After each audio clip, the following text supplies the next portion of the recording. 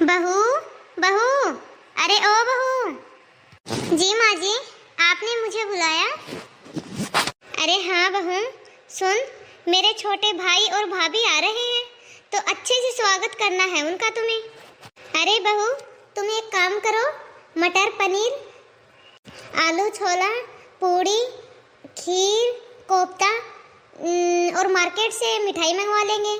तो ये सब सामान तुम तैयार रखना उनके लिए। और हाँ बहू, दही बड़े तो बनाना भूलना ही मत, वो तो तुम याद करके बनाना। और हाँ बहू, घर की सफाई भी अच्छे से होनी चाहिए। सोफे के कवर, पर्दे, पायदान, ये सब तो तुम चेंज ही कर दो, पूरे घर को चमका दो। घर दूर से ही चमकना चाहिए। और गेस्ट रूम के भी पिलो कवर बदलना मत भूलना।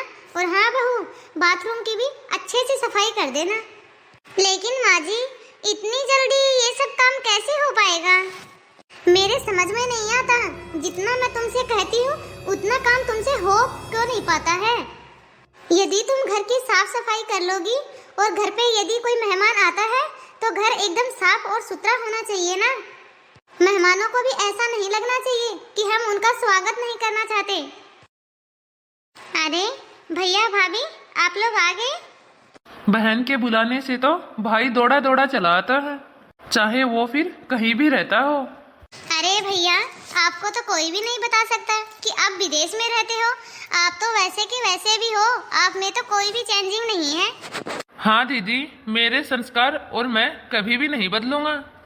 लेकिन भाभी तो पूरी तरह से बदल चुकी है। बहू, अरे ओ बहू, देखो तो सही, तुम्हारे मामा ससुर आ गए हैं। इनके लिए चाय नाश्ता तो ले आओ। अरे नहीं नहीं दीदी, बस रहने भी दीजिए, हम लोग अभी चाय नाश्ता ही करके आए हैं।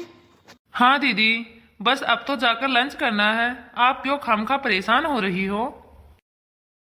अरे दीदी, हम तो चाय पीकर ही खुश थे, फिर क्यों आपने फालतू में ही खाना बनवाया? अरे भाभी, कुछ नहीं, बहू को तो इन सब कामों की आदत है। अरे अब छोड़ो भी इन सब बातों को। अब आप लोग आए हो तो खाना तो खाकर ही जाओगे, ऐसे तो मैं आपको जाने नहीं दूंगी। अच्छा अच्छा ठीक है बहन, खा लेंगे। अरे ये क्या, माँ का फोन? हेलो, हाँ माँ।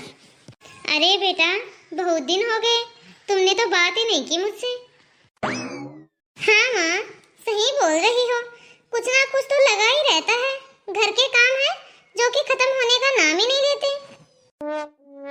ऊपर से मेरी सासू माँ के मेहमान, वो तो आते जाते ही रहते हैं।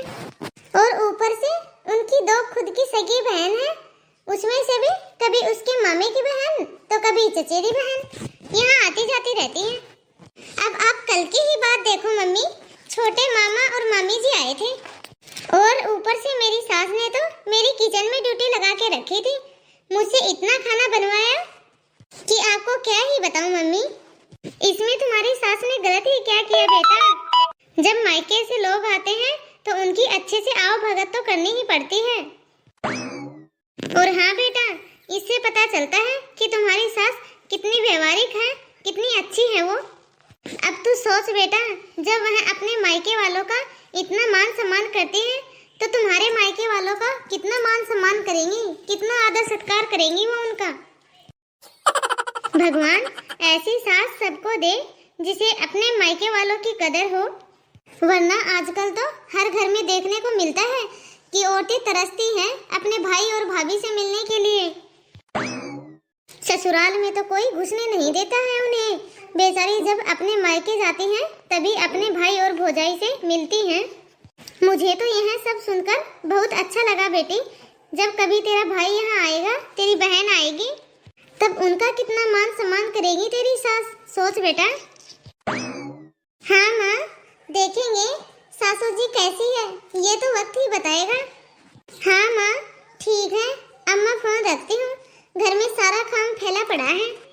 अब मैं सारा काम समेट लेती हूँ फटाफट और आपसे बाद में बात करती हूँ। अरे बहू, खाना बन गया? जी माँ जी, बन गया खाना, बस अभी लगा के लाती हूँ आपके लिए। अच्छा ठीक है, मेरे कमरे में लाके दे देना मुझे मेरा खाना, वहीं बैठ के खा लूंगी।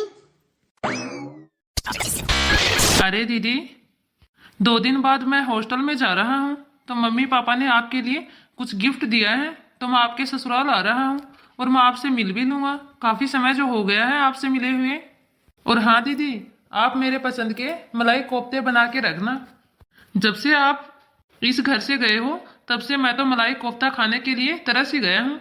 अब जब आपके घर आऊँगा तो पेट भर के मलाई कोफ्ता खाऊंगा और कुछ पैक करके ले जाऊंगा जो रास्ते में खा सकूं। अरे पागल भैया, मलाई कोफ्ता खराब हो जाएगा। तो एक काम करना दीदी, आप मुझे मलाई कोफ्ते की रेसिपी सिखा देना ताकि जब भी मेरा मन करे मैं बना के खा सकूं। हाँ हाँ भैया, जरूर, पहले आ तो जाओ। अरे मम्मी जी, मेरा भाई आ रहा है, तो बताइए खाने में क्या क्या बनाना है और मार्केट से क्या क्या मंगवाना है। साफ सफाई तो मैं अच्छे से कर लूंगी। अब तुम्हारे मायके वाले हैं, तुम देखो, मैं क्या जानूं।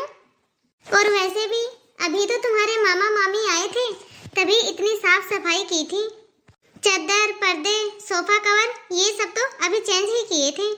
अब ये सब काम दोबारा करने की कोई भी जरूरत नहीं है, क्योंकि पर्दे धोने में साबुन सरफ कितना लगता है और ऊपर से वॉशिंग मशीन का बिजली का खर्च वो क्या तुम्हारे मायके वाले देंगे।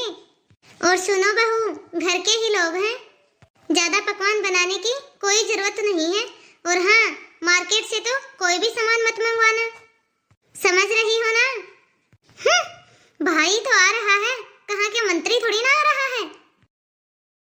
इनके मायके वाले तो जब भी मन करे तभी चले आते हैं और खुद भी उनके लिए अपना सर्वस्व लुटा देती हैं।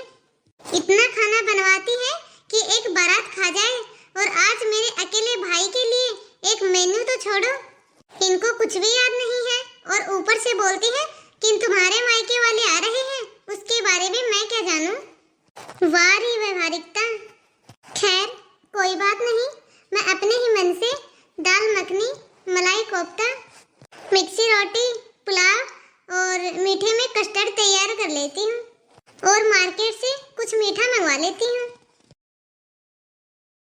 बहू, तुम्हारी हिम्मत कैसे हुई मार्केट से गुलाब जामुन मंगवाने की? तुमने घर पे ही कस्टर्ड बना लिया था ना। मम्मी जी, कस्टर्ड भी बनाया है, लेकिन मेरे भाई को गुलाब जामुन बहुत ही ज्यादा पसंद है, तो सोचा उनके लिए मार्केट से गुलाब जामुन मंगवा लेती हूँ। बहू, तुम्हें सोचने की जरूरत ही क्या है, जब मैंने तुमसे एक बार कह दिया। जब घर पे ही सब कुछ बन रहा है तो फालतू में पैसा खर्च करने की जरूरत ही क्या है। और हाँ बहू, तुम ये क्यों भूल जाती हो कि यह घर मेरा है। इस घर में जो मैं कहूँगी वही होगा। यदि तुम ज्यादा अपनी मर्जी चलाओगी तो बाहर का रास्ता दिखा दूंगी। बहू हो घर की और बहू बन के ही रहो, मालकिन बनने की तो कोशिश बिल्कुल भी मत करना। मम्मी जी, जब आपके मायके वाले आते हैं तब तो आप मार्केट से बहुत मीठा मंगवाती हैं, घर पे भी तरह तरह के पकवान बनाती हैं। और जब मेरे मायके वाले आए तब मैंने कुछ बना लिया, मार्केट से मंगवा भी लिया, तो फिर क्या हो गया। और हाँ मम्मी जी, क्या आप ये बात बात में कहती हो कि इस घर की बहू हो और बहू बन के ही रहो।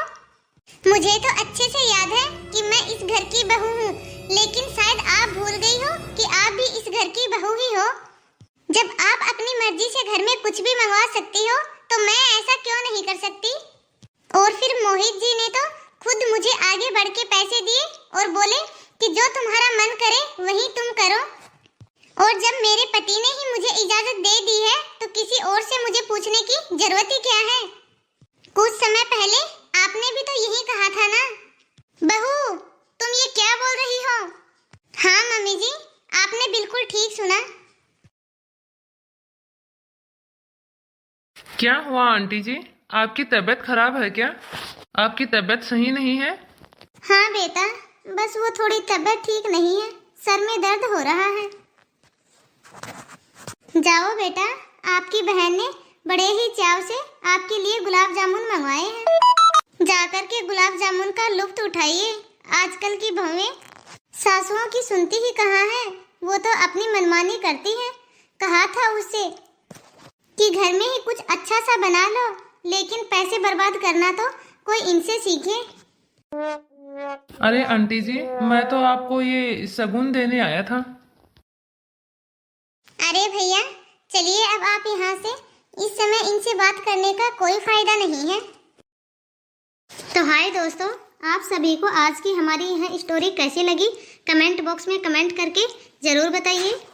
और यदि आपको हमारा यह वीडियो पसंद आया हो तो वीडियो को लाइक ज़रूर करें। यदि आपने अभी तक हमारे चैनल को सब्सक्राइब नहीं किया हो तो फटाफट से हमारे चैनल को सब्सक्राइब करें ताकि ऐसे ही मज़ेदार वीडियो आप तक पहुंचते रहे।